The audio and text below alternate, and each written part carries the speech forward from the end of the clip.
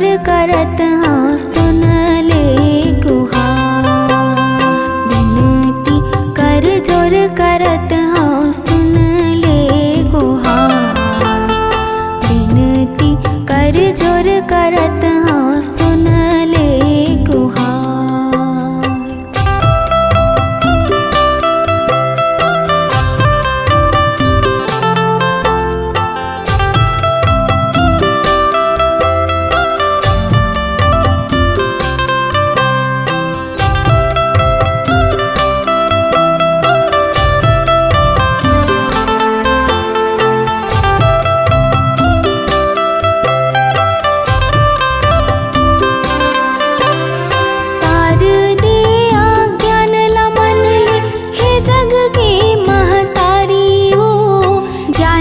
कोठी भर दे टिप टिप कर देते उजियारी वो।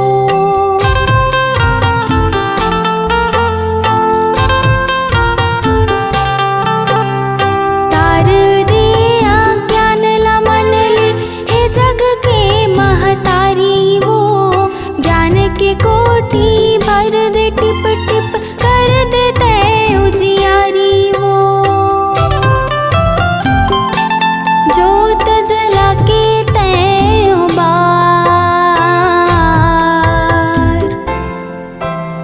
विनती कर जोर करत हाँ सुन ले गुहार। विनती कर जोर करत हाँ सुन ले गुहार। विनती कर जोर करत हाँ सुन ले गुहार।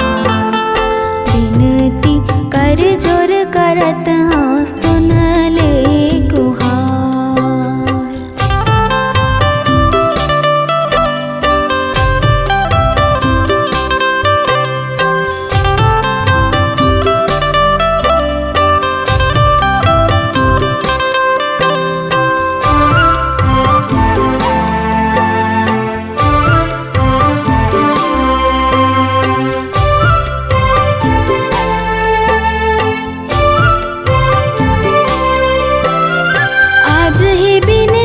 दस अंगूरी के लाज है तुर हाथ माँ।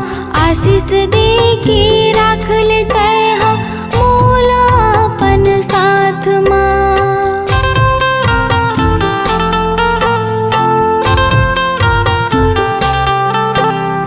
आज है बिनती दस अंगूरी के लाज है तुर हाथ माँ। आशीष दे के राख लेते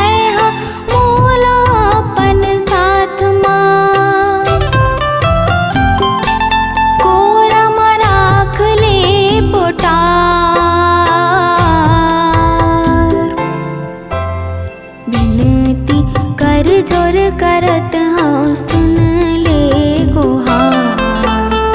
विनती कर जोर करत हाँ सुन ले गुहार। विनती कर जोर करत